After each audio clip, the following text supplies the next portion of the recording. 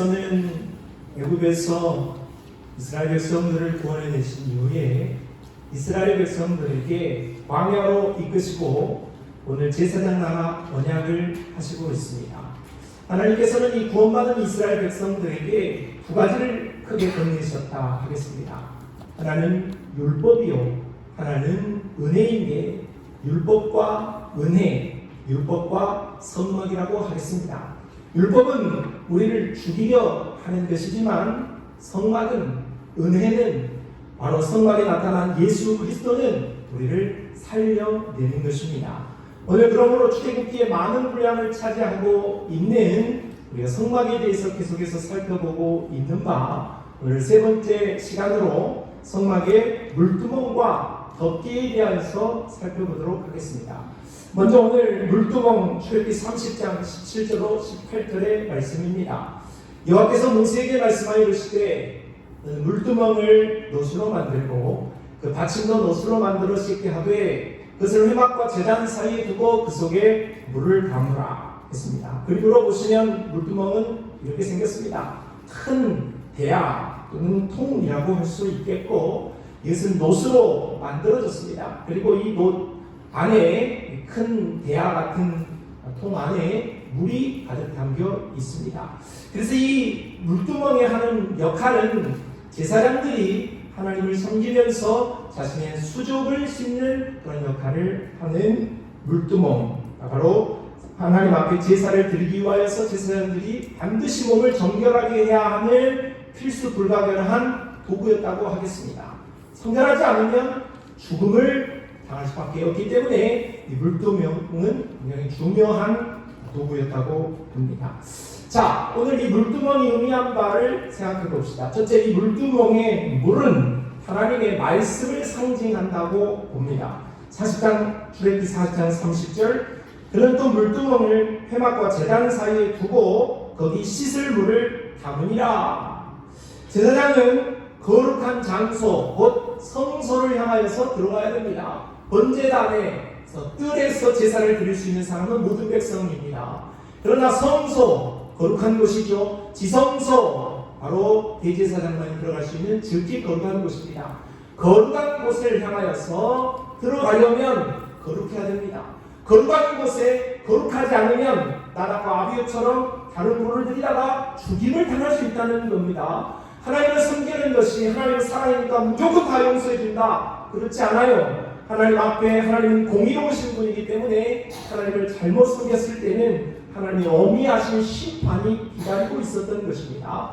그렇기 때문에 이 거룩한 성소를 향해서 나아갈 때는 거룩한 모습이 되어야 하는 것입니다.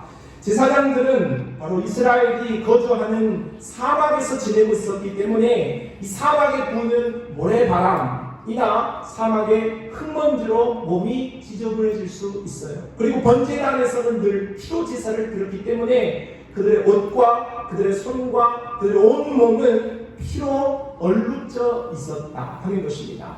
피로 용서를 받지만 하나님 앞에 나아갈 때는 정결함이 필요했기 때문에 오늘 이 사막의 광야의 흙먼지나 또는 제단에서 흘린 그 피를 거룩하지 못한 채 나아가서는 아니 되기 때문에 그것을 씻을 수 있는 물이 필요했다 하는 것입니다. 그 물이 어디 있냐? 바로 물두멍에 담겨 있었다는 거죠.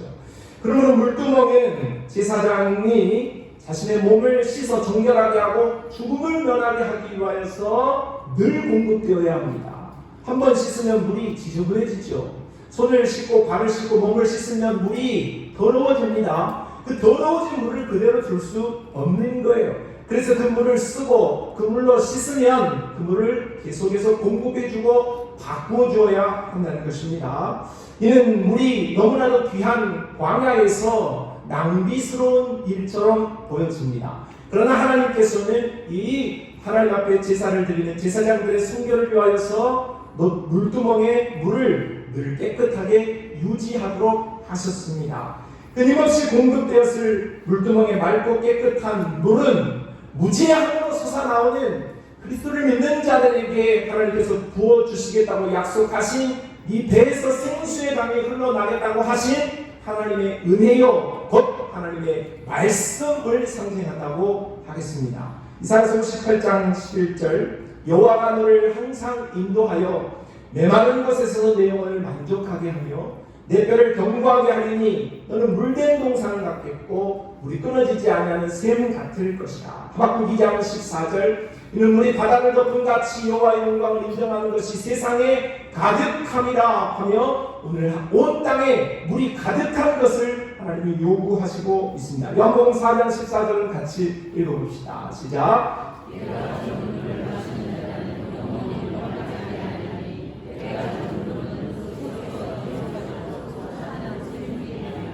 아멘. 성도는 그리스도의 피로 중생을 경험한 이후에 죄와 허물로 말미암아 늘 오염되어지게 되어 있습니다. 그러므로 성도는 죄와 허물을 씻어 거룩하도록 끊임없이 부어지는 하나님의 말씀으로 거룩함으로 나아가야 하는 것이죠. 시편 119편 9절에 청년이 무엇으로 그의 행실을 깨끗하게 하리까? 주의 말씀만 지킬 따름입니다. 했습니다. 오늘 우리가 하나님 앞에 성결하다고 주장할 수 있는 사람이 있습니까? 내가 손을 들면 나는 거룩하다, 나는 흠이 없다 말할 수 있는 사람이 있습니까? 에베소서 5장 26절 말씀에 이는 곧 물로 씻어 말씀으로 깨끗하게 하사 거룩하게 한다 했고, 요한복음 17장 17절 그들을 진리로 거룩하게 하옵소서. 진리로 거룩하게 하는 것이 뭐냐? 아버지의 말씀이 진리다. 이런 말씀을 하고 있습니다. 여러분, 오늘 우리가 포스트 모던을 살면서 무엇이 진리입니까? 사람들은 저마다 이것이 맞다 저것이 맞다 서로 싸우고 주장합니다. 그러니 하나님의 말씀 외에는 진리가 없는 것입니다. 하나님의 말씀 외에는 가치관이 없는 것입니다. 오직 하나님의 말씀이 우리의 영원한 변하지 않는 가치관인 것을 믿으시기를 바랍니다. 디모데전서 4장 5절 하나님의 말씀과 기도로 거룩하여진다 했습니다. 이 변화 많은 세상에서 이 허물 많은 우리의 연약함 속에서 오늘 바른 기준이 되어지는 것은 하나님의 말씀이요, 오늘 우리를 새롭게 하고 오늘 우리를 힘있게 소생하게 하는 것도 하나님의 말씀인 줄로 믿습니다. 말씀을 가까이 하시고 그 말씀을 기준으로 거룩함으로 나아가는 하나님의 백성들이 다 되시기를 바랍니다. 두 번째, 이 물병의 명의 물은 성도의 회개를 상징합니다. 내일기의 율법은 부정하게 되어지는 경우가 많이 있는데 그 부정하게 되어지는 모든 많은 경우에 물로 씻어라 하고 말씀하고 있습니다. 물로 씻으면 그 부정이 정결하게 되어진다고 말씀하는 거죠. 이사야서 1장 16절 너희는 스스로 씻으며 스스로 깨끗하게 하여 내 목전에서 너희 악한 행실을 버리며 행악을 그치고. 물로 씻는 행위는 바로 물로 몸만 씻는 행위가 아니라 오늘 우리의 행위를 바꾸는 것입니다. 오늘 우리의 악행을 돌아서는 회개를 의미한다. 예수님은 십자가를 앞두고 친히 제자들의 발을 씻으며 말씀하시기를 요한복음 13장 10절 예수께서 이르시되 이미 목욕한 자는 발밖에 씻을 필요가 없느니라 했습니다. 그러니까 성막에 우리가 지난주에 살펴본 번제단은 목욕을 하는 것으로 비유한다면 오늘 물두멍은 바로 오늘 손과 발을 수족을 씻는 역할을 한다고 보겠습니다. 우리는 그리스도의 십자가로 구속을 받았지만 여전히 죄악 가운데 있고 여전히 허물 가운데 있기 때문에 오늘 우리는 우리 자신을 돌아보고 말씀으로 돌아보고 회개하는 삶으로 나아가야 한다. 히브리서 10장 21절로 22절 말씀을 같이 읽어봅시다. 시작. 우리가 마음의 뿌림을 받아 악한 양심으로부터 벗어나고 몸은 맑은 물로 씻음을 받았으니 참마음과 온전한 믿음으로 하나님께 나아가자. 아멘. 물두멍에 물이 담겨 있으면 물에는 사람의 얼굴이 비치죠. 내 손에 피가 묻어 있는지 내 몸에 흙먼지가 뒤집어 써 있는지가 보이는 것입니다. 마찬가지로 하나님의 말씀에 바로 물과 같은 하나님의 말씀으로 오늘 우리를 비추어 보아야 하는 것입니다. 그리고 우리 안에 계신 성령을 통하여서 오늘 우리 안에 계신 양심이 허용받지 않았다면, 오늘 우리가 아직 구원이 유지된다고 한다면 오늘 우리의 양심은 우리를 향하여서 말씀합니다. 이것은 옳고 이것은 그러다 하는 것을 가르치는 것입니다. 나는 무엇인지를 잘 모르겠는데요.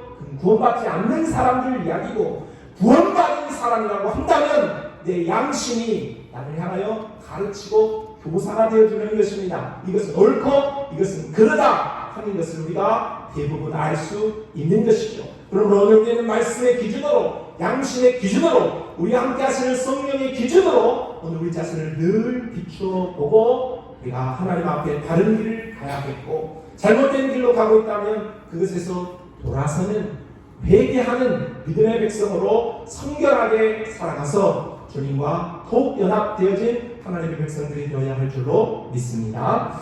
두 번째, 오늘 성막의 덮개에 대해서 살펴보겠습니다. 자, 출애굽기 40장 19절 말씀. 또 성막 위에 막을 펴고 그 위에 덮개를 덮으니 여호와께서 모세에게 명령하신 대로 되니라. 이 덮개는 무엇을 말하는고 하니, 그림에서 보시면 이 덮개는 성막이 있죠. 성막과 지성소가 있는데 이 성막을 덮는 천입니다. 덮개라고 할 수 있어요. 그런데 이 덮개를 4중으로 덮었다, 4번 덮었다. 몇 번 덮었다? 4번을 덮었다 하는 것입니다. 안쪽에서부터 하나, 둘, 셋, 넷을 성막을 덮는 용도로 사용했다는 것입니다. 이 성막의 덮개는 광야의 햇빛과 비, 바람 등으로부터 해막의 내부를 보호하고 아무나 성막으로 가까이 하지 못하도록, 하나님의 영광을 행하지 못하도록 이렇게 가리고 구별하는 역할을 하였다 할 수 있겠습니다. 그렇다면 안쪽에 있는 덮개, 1덮개, 2덮개, 3덮개, 4덮개, 성경에 그렇게 나와 있지 않지만 우리가 편의상 이해하기 쉽게 안쪽 덮개부터 바깥쪽 덮개로 한번 살펴보고자 합니다. 먼저 가장 안쪽에 있는 덮개인 일겹 덮개, 첫 번째 덮개에 대해서 살펴봅시다. 출애굽기 40장 19절 말씀을 읽어봅니다. 시작.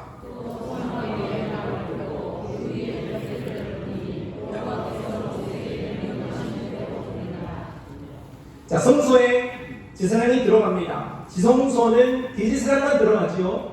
이 성소와 지성소에 들어갔을 때에 하늘로 우리가 천장을 들여다보게 되었을 때에 성막의 덮개는 4겹으로 되어 있다고 했는데 두 번째, 세 번째, 네 번째 성막의 덮개는 보이지 않습니다. 오로지 첫 번째 덮개만 눈으로 확인할 수 있죠. 그런데 이 첫 번째 일겹 덮개가 청색, 자색, 홍색, 가늘게꼰 배실의 모양으로 되어 있다고 하겠습니다. 성소와 지성소가 아름다운 모양으로 사색으로 찬란하게 이렇게 구성되어 있다는 것이죠.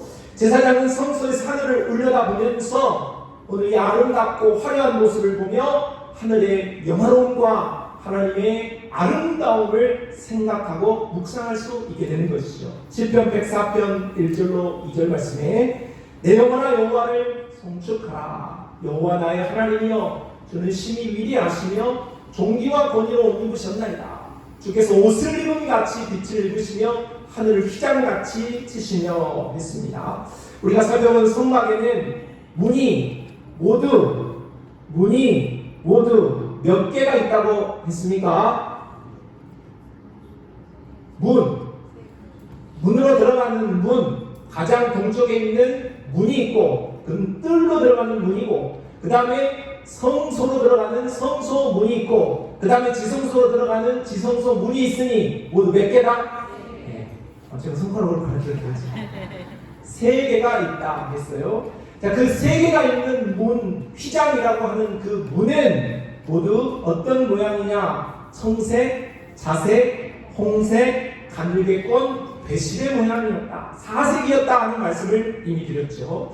이 문들의 무늬는 바로 예수 그리스도 복음의 다채로움을 상징하고 예수 그리스도의 성품과 사역을 예표한다는 말씀을 드렸습니다. 청색은 하나님으로 오신 예수님, 자색은 왕으로 오신 예수님, 홍색은 종으로 오신 예수님, 흰색은 사람으로 오신 예수님을 보여주는 것이므로, 그러므로 오늘 이 일덮개를 성소에서 바라보는 제사장과 대제사장은 이 모습을 보면서 하나님의 위대하심과 예수 그리스도의 오심을 볼 수 있어야겠다 하는 것입니다.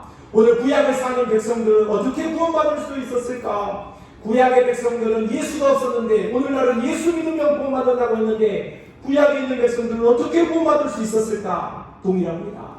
구약에 있는 백성들도 오실 예수 그리스도를 믿음으로 바라볼 때에 구원받을 수 있다라고 말할 수 있습니다. 그러므로 구약의 백성이든 신약의 백성이든 이스라엘에 살았던 사람이든 오늘 대한민국의 사람이든 오늘 오고 오는 모든 세대로 오직 예수 그리스도를 믿음으로 구원받게 되어지는 줄로 믿습니다.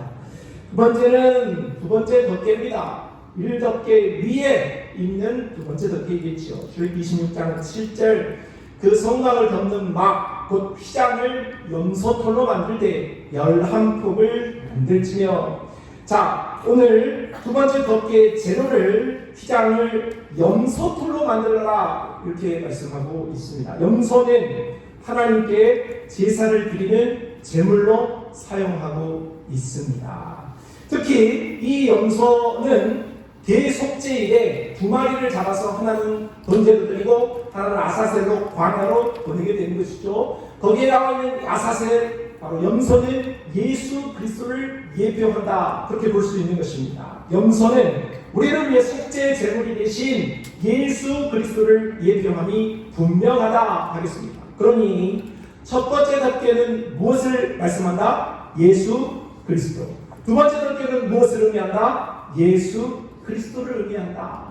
세 번째 덮개는 그 위에 있습니다. 출애굽기 26장 14절 붉은 물 들인 순양의 가죽으로 막의 덮개를 만들고 세 번째 덮개는 양입니다. 양인데 암컷이 아니라 수컷이죠. 순양의 가죽으로 이렇게 덮여 있는데 그 순양을 붉은 물을 들였다 이렇게 말씀하고 있죠. 이런 의심의 여지 없이 붉은 피를 흘리신 예수 그리스도의 피, 보혈을 예표한다 하겠습니다. 예수님은 우리 죄를 위하여서 머리끝부터 발끝까지 피 흘리셨습니다. 겟세마네 동산에서 마지막 기도를 하실 때 땀방울이 핏방울이 되도록 피를 흘리며 우리를 위하여서 중보하며 기도하셨습니다. 채찍에 맞은 상처마다 가시면류관을 쓰신 머리에서 그리고 못 박히신 양 손과 발에서 피를 흘리셨습니다. 로마 군병의 창에 옆구리를 찔렸을 때에 물과 피를 다 모두 쏟아내셨습니다. 그러므로 우리는 어린 양 예수 그리스도의 보배로운 피로 구속, 죄사함을 얻게 되어진 줄로 믿습니다. 이 땅을 살면서 오늘 우리가 어떠한 잘됨과 어떠한 부귀와 어떠한 명예를 누린다고 할지라도 오늘 하나님의 아들 되신 하나님 되시는 예수 그리스도께서 우리를 위하여서 흘리신 그 보배로운 피와는 비교할 수 없는 줄로 믿습니다. 오늘 이 땅을 살면서 우리가 가장 평화로울 수 있고 가장 얻을 수 있는 축복이 있다면 바로 그리스도께서 저 여러분을 위하여서 흘리신 그 보배로운 피로 말미암아 죄사함 받게 되고 내가 천국에 가는데 아무런 흠이 없고 내가 천국에 이르는데 아무런 제약이 없이 내가 예수 그리스도께서 장차 주실 그 하나님의 나라에 이를 수 있음을 감사하시기를 바랍니다. 예수 그리스도의 피를 믿는 나는 어떠한 죄에서도 씻음을 받을 수가 있고 마귀 사단의 어떠한 권세로서도 우리를 묶을 수 없이 오는 그 권세에서 모임을 받을 수 있는 능력을 갖게 되어진 줄로 믿습니다. 우리는 영원한 생명을 얻었고 영원한 멸류관을 이미 얻었습니다. 이 땅을 살면서 내가 남은 삶을 최선을 다해서 살고 달란트를 가지고 충성을 다해서 살아야 하는 분명하지만 그러나 오늘 우리가 그렇게 살지 못한다고 할지라도 오늘 이 땅에서 우리가 최선을 다하고 어떠한 다른 사람과 비교적 열매가 부족하다고 할지라도 오늘 우리가 천국에 이룰 수 있는 것은 우리의 노력과 우리의 헌신과 우리의 열심이 아니라 오직 지극히 크신 온전히 십자가에서 모든 것을 다 이루어놓으신 십자가의 공로에 의지하여서 우리는 천국에 당당히 서게 되는 줄로 믿으시기를 바랍니다.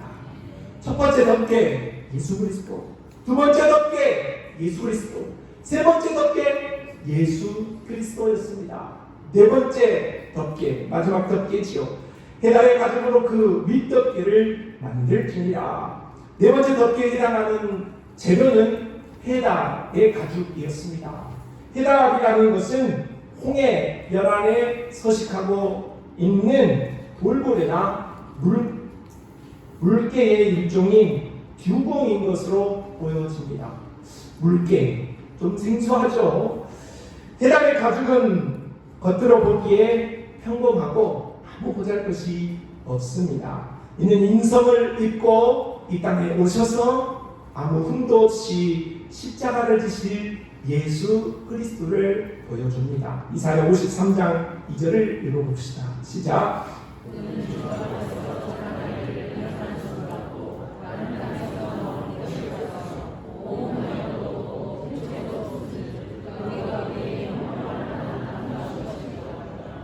자, 네 번째 덮개 역시 예수 그리스도입니다. 성막은 다른 해석이 필요하지 않아요. 성막은 온통 예수 그리스도, 오늘 우리의 영원한 소망, 오늘 우리의 영원한 가치이신 예수 그리스도를 보여주는 것입니다. 성막을 짜면 그리스도의 피가 나오게 되어지는 것이죠. 그런데 예수님은 세상 사람들이 보기에는 흠모할 만한 것이 없다는 말입니다. 중생을 얻지 못한 교회 밖에 있는 사람들이 예수 이야기를 들으면 매력적이지 않다는 거예요. 교회에 다니는 것이 그렇게 화려하지 않아 보인다는 겁니다. 그냥 그렇게 하는 것이고 좀 불쌍해 보이기도 하고 그렇다는 것입니다. 그렇게 살고 싶다 할 만한 모양이 아닐 수 있는 것이죠. 그러나 성막문을 통하여서 들어간 자들은, 제사장과 대제사장은 첫 번째 덮개를 볼 수 있었잖아요. 바로 중생한 그리스도인들에게만 보여줄 수 있는 것은 예수 그리스도의 신성과 예수 그리스도의 영광과 예수 그리스도의 보배로움인 줄로 믿습니다. 사랑하는 성도 여러분, 세상이 보기에 십자가가 의미 없고, 세상이 보기에 그리스도가 우리가 신앙생활 하는 것이 의미가 없다 할지라도, 오늘 우리 하나님께서는 이 땅에 어떠한 가치보다 그리스도의 십자가의 가치를 최고로 여기시는 줄을 믿고, 오늘 그리스도 안에서 오늘 그리스도의 영광을 볼 수 있는 믿음으로 오늘 우리가 모두가 설 수 있기를 바랍니다. 또한 이 해달의 가죽은 두텁고 질겨서 광야의 비바람과 태양으로부터, 모래로부터 성막을 보호하기에 알맞은 재료였습니다. 그러니까 이 해달의 가죽이 이 성막 안에 있는 성물들을 보호하는 데에 부족함이 없었다 하는 것이죠. 이는 마치 하나님께서 이스라엘 백성들을 광야 30년, 40년 동안 철저히 보호하셨던 그 하나님의 보호하심, 그리스도의 보호하심을 우리에게 보여주는 것 아니겠습니까? 신명기 32장 10절, 여호와께서 그를 황무지에서 진승이 부르짖는 광야에서 만나시고 호위하시며 보호하시며 자기의 눈동자같이 지키셨도다. 할렐루야. 자, 이 말씀 다시 한번 읽어봅시다. 시작. 여호와께서 그를 황무지에서 짐승이 부르짖는 광야에서 만나시고 호위하시며 보호하시며 자기의 눈동자같이 지키셨도다. 할렐루야. 눈동자는 사람에게 있어서 가장 중요한 부위입니다. 눈에 있어서도 가장 중요한 부위입니다. 그러니까 하나님께서 우리를 눈동자처럼 지키겠다 하시는 것은 우리 하나님께서 그렇게 소중히 보시고 그렇게 나를 보호하시겠다는 말씀이시잖아요. 황무지에서 짐승이 부르짖는 광야에서 하나님이 보호하시고 호위하시고 우리를 인도하시마 약속하고 계십니다. 여러분, 우리의 땅을 사는 것이 그렇게 호락호락합니까? 오늘 우리에게 당한 상황이, 오늘 우리가 만나는 일들이, 오늘 내 마음이 그렇게 호락호락하지 않지요. 참 세상 살기가 너무나 힘이 들고 힘에 부칠 때가 많이 있습니다. 그러나 그런 상황 속에서도 우리 하나님이 약속하십니다. 호위하겠다, 보호하겠다, 내가 너를 지켜주겠다, 이런 말씀을 하고 계십니다. 성도 여러분, 오늘 우리가 있던 광야 같은 세상을 지나면서 험한 모래바람, 따가운 햇볕처럼 오늘 내 삶을 어렵게 만드는 것들이 무엇입니까? 그것 때문에 내 모든 것이 잃어버릴까봐 두려우십니까? 그것 때문에 내 모든 것이 빼앗길까봐 염려가 되십니까? 그러나 걱정하지 마십시오. 우리 하나님께서 그걸 빼앗기지 않도록, 그걸 놓치지 않도록 우리를 지켜주신다고 약속하고 계십니다. 내가 소중하게 여기는 것, 내가 이것만큼은 놓치지 말아야겠다라고 생각하는 그 귀중한 것보다 그것이 아니라 그걸 붙들고 있는 나 자신을 우리 하나님께서 품에 안으시고 오늘 나를 지켜주시고 내 삶을 인도해 주실 줄로 믿습니다. 에스겔 선지자는 해달의 가죽을 물돼지 가죽신으로 표현했습니다. 참 재미있는 표현이죠. 에스겔 16장 10절 말씀에 수놓은 옷을 입히고 물돼지 가죽신을 신기고 가는 대로 두르고 못으로 덧입히고 했습니다. 그러니까 이 해달의 가죽이 물돼지 가죽신이라는 거죠. 신발이라는 거예요. 그러니까 오늘 해달의 가죽으로 신발을 삼을 수 있는 재료가 된다. 그런 말씀이죠. 그리고 이스라엘 백성들은 지금 광야를 지나고 있어요. 그러니까 광야를 지날 때 신발이 필요하죠. 그 험한 돌덩이와 모래를 걸으려고 한다면 신발이 꼭 필요해요. 여러분 신발은 좋은 신발인가요? 꼭 신발이 있어야만 해요. 그런데 하나님께서 오늘 성막을 지을 때 어떻게 하시냐? 이스라엘 백성들에게 헌물하게 합니다. 내놓으라는 거예요. 너희 신고 갈 신발 그거 만드는데 그거 쓰지 말고 성막 만들어야 되니까 하나님을 위해서 그거 내놔. 신발 가지고 와. 바꾸고 말하면 신발 벗으라는 거죠. 하나님은 모세에게 신발을 벗으라는 말씀을 하신 바 있죠. 하나님이 이르시되 이리로 가까이 오지 말라. 내가 산 것은 거룩한 땅이니 내 발에서 신을 벗으라 했죠. 여호수아에게도 같은 말씀을 하셨어요. 여호와의 군대제장이 여호수아에게 이르되 네 발에서 신을 벗으라. 네가 선 것은 거룩하니라 하니 여호수아가 그대로 행하니라. 하나님은 모세와 여호수아에게만 신발을 벗으라고 말씀하신 것이 아니라 오늘 이스라엘 백성들을 향해서 신발 좀 벗을래? 그 신발 좀 가지고 올래? 하고 말씀하십니다. 하나님은 이스라엘이 자신의 신발을 신고 광야를 통과하지 않고 하나님 앞에 자신의 신발을 드릴 때에 하나님이 친히 신발이 되어주셔서 그들 이스라엘이 광야를 통과할 수 있는 인도를 약속하고 계신 거예요. 하나님은 달라 하시고 더 많은 것을 채우시는 분이십니다. 하나님은 자신을 우선하게 하시고 더 많은 것을 누리게 하시는 분이죠. 하나님은 믿음을 요구하신 이후에 능력과 은혜를 쏟아내시는 분이세요. 두꺼봐 헌집 줄게 새집 다오 라고 해요. 우리는 그래요. 그런데 세상에 여러분의 헌집 주면 새집 주는 두꺼비 있어요? 안 줘요. 말도 안 되는 소리입니다. 그러나 하나님은 우리에게 말씀하세요. 아들아 딸아 헌집 다오 새집 줄게. 제가 만든 노래예요. 하나님의 마음이라는 거죠. 실제로 자신들의 신발을 하나님께 드린 이스라엘은 정말 하나님의 철저한 보호하심을 받았죠. 느헤미야 말씀을 확인해 봅시다. 40년 동안 들에서 기르시되 부족함이 없게 하심으로 그것이 헤어지지 아니하였고 발이 부르트지 아니했다. 발이 부르트지 아니했다. 발이 부르트지 아니했다. 하나님 앞에 신발을 들여서 내 삶이 망가질 것 같고 내 삶이 망할 것 같았는데 하나님께 신발 들었더니 하나님께서 책임져 준다 하는 것이 역사 기록이라고 하겠습니다. 성도 여러분, 예수님은 우리를 초청하고 계십니다. 마태복음 11장 28절 수갑을 무거운 짐진 자들아 다 내게 오라 내가 너희를 쉬게 하리라. 짐을 내놓으라는 거예요. 헌집 좀 달라 말씀하시죠. 예수님은 우리의 문제와 짐을 내놓으라고 여전히 말씀하십니다. 베드로전서 5장 7절 너희 형제를 다 주께 맡기라. 이는 그가 너희를 돌보심이라 했습니다.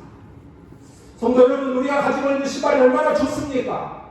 우리가 가지고 있는 신발이 네이클입니까? 오늘 우리가 가지고 있는 그 신발이 내 삶을, 우리가 살아가는 이 광야와 같은 세상을 잘 통과할 수 있을 것 같습니까? 하나님 우리에게 말씀하십니다. 신발 좀 벗어볼래요? 신발 좀 줄 수 있겠니? 하고 우리에게 요구하십니다. 성도 여러분, 우리의 신발을 믿음으로 벗고 하나님 앞에 드리시기를 바랍니다. 하나님은 오늘 내 신발이 아닌 하나님의 신발을 신고 이 험한 세상을 믿음으로 잘 갈 수 있도록 나를 보호해 주시겠다고 약속하고 계십니다. 시편 37편 31절, 그의 마음에는 하나님의 법이 있으니 그의 걸음은 실족함이 없으리로다. 그래요. 내가 걸으면 실족할 수 있어요. 내 신발은 잘못될 수 있어요. 그러나 하나님의 신발은 결단코 실족하지 않게 인도해 주실 줄로 믿습니다. 유다서 1장 24절 25절 말씀을 읽고 말씀을 마치도록 하겠습니다. 시작.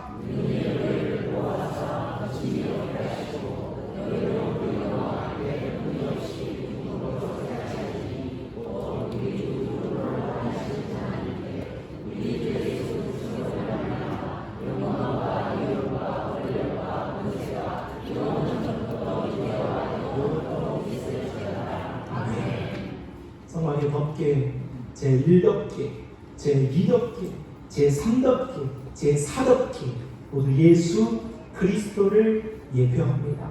예수 그리스도, 우리 하나님께서는 오늘 우리의 삶을 인도해 주시마 약속하셨고 보호하고 호의해 주시마 약속하셨습니다. 어떻게 그런 일이 일어날 수 있습니까? 내 신발을 벗어 하나님께 믿음으로 드릴 때에 하나님의 신발로 내 삶을 인도해 주시며 우리를 승리하게 해 주실 줄로 믿습니다. 그리스도의 인생이 여러분의 삶을 천국까지 승리로 이끌어 갈 수 있기를 주님의 이름으로 축복합니다. 하나님 아버지 감사합니다. 신발을 벗고 주님의 신을 신기를 원합니다. 내 발이 부러뜨지 않게 하여 주시고 천국까지 승리하게 하옵소서. 예수님의 이름으로 기도합니다. 아멘.